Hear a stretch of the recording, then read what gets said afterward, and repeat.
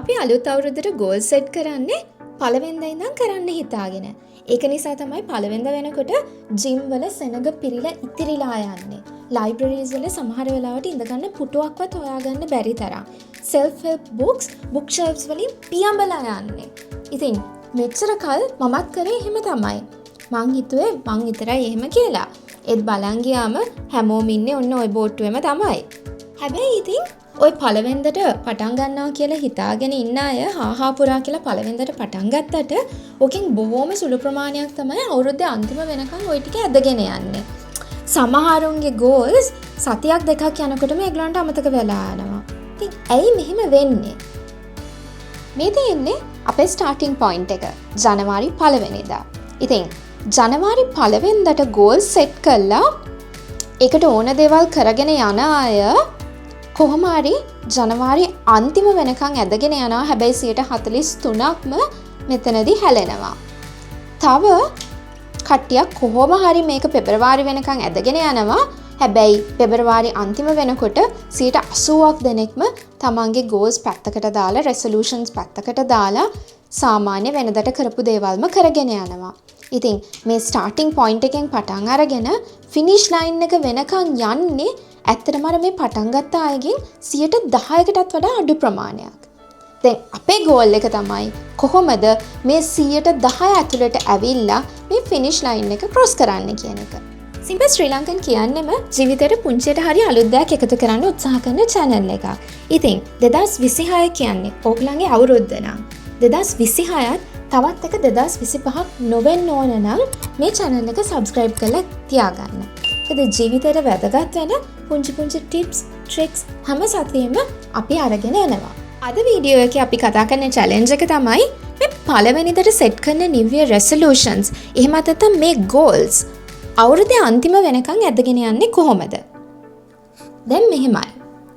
අපි මුල වරද්ද ගත්තොත් අපිට අනිවාර්යයෙන්ම මැදයි අගයි වරදිනවා. ඒක නිසා අපි අනිවාර්යයෙන්ම පටන් ගන්න තැන වැරද්දක් තියෙනවා නම් ඒක හදා ගන්න ඕනේ. දැන් අපි ගොඩක් දෙනෙක් කරන වැරද්ද තමයි අපි ওই new year resolutions හදන්නේ ජනවාරි 1 වෙනිදා ඉඳන් පටන් ගන්න. මේක තමයි අපි කරන ලොකුම රිස්කි වැඩේ. මොකද ජනවාරි 1 වෙනිදා එහෙමත් නැත්නම් හැම අවුරුද්දෙම මුල් සතිය කියලා කියන්නේ හරිම ස්ට්‍රෙස්ෆුල් වීක් එකක්.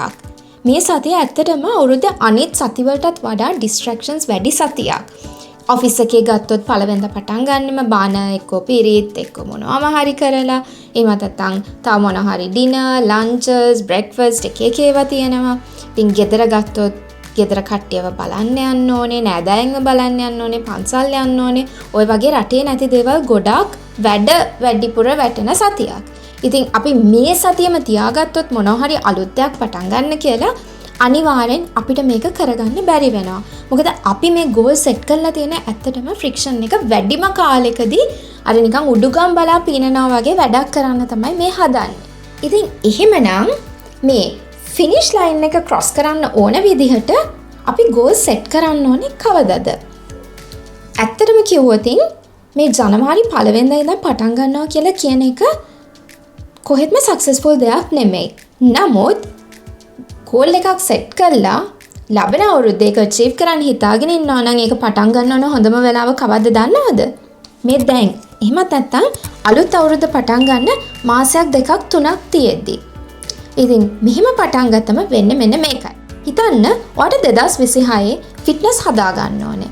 ඉතින් ඔයා ජනවාරි 1 වෙනිදා ඉඳන් ජිම් එකට යන්න පටන් ගත්තොත් එහෙම අර ජනවාරි 1 වෙනිදා කියන එහෙම නැත්නම් නිව් ඉයර් කියන ඩෙඩ්ලයින් එක ඔයාගේ කර උඩ තියාගෙන ඔයා ලොකු ස්ට්‍රෙස් එකක් එක්ක තමයි මේ ගෝල් එක කරන්න පටන් ගන්නෙ. හැබැයි ඔයා දැන් ඉඳන් පටන් ගත්තොත් ජිම් යන්න. එතකොට මේක නිකන් ට්‍රයල් පීරියඩ් එකක් වගේ. ඔයාට මාස දෙකක් තියෙනවා ඔයාගේ තියෙන ප්‍රැක්ටිකල් ඩිෆිකල්ටිස් ටික අඳුරගෙන ඒවට ඕන විසඳුම් ටික දෙන්න. ඒතකොට ජනවාරි 1 වෙනිදා ඉඳන් ඔයා අර ෆිට්නස් ගෝල් එකට යන්නේ අර ඔයාගේ ප්‍රැක්ටිකල් ඩිෆිකල්ටිස් ටික මග අරගෙන ඇත්තටම හරි ස්මූත් ප්ලෑන් එකක. මේක ඇත්තටම ජනවාරි 1 වෙනිදා වෙනකොට අපේ හැබිට් එකක් බවට පත් වෙලා එහෙම නැත්නම් අපේ රුටීන් එකට ඇඩ් වෙලා තියෙන්නේ. එතකොට අර ජනවාරි 1 වෙනිදා ඉඳන් පටන් ගන්න ඕනේ කියන ප්‍රෙෂර් එක එතනින්ම අයින් වෙලා යනවා. ඉතින් මෙතනද පොඩි ආත්මාර්ථකාමී සතුටක් නැත්තෙත් නැහැ. මොකද ගොඩාක් වෙලාවට ජනවාරි 1 වෙනිදාට ජිම් එක පිරෙනකොට ඒගොල්ලෝ දිහා බලලා ඉබේම අපිට හිතනවා අනේ ඉතින් මෙහිම පටන් ගන්න අය තව වැඩි කාලයක් එන්නේ නෑ නේද කියලා. ඉතින් ඒ වුණාට අපේ ගෝල්ස් නම් අපි බොහොම පහදිලි පාත් එකක සෙට් කරගෙන ඉන්නේ. අපි ලස්සන සිස්ටම් එකක් හදාගෙන තියෙනවා.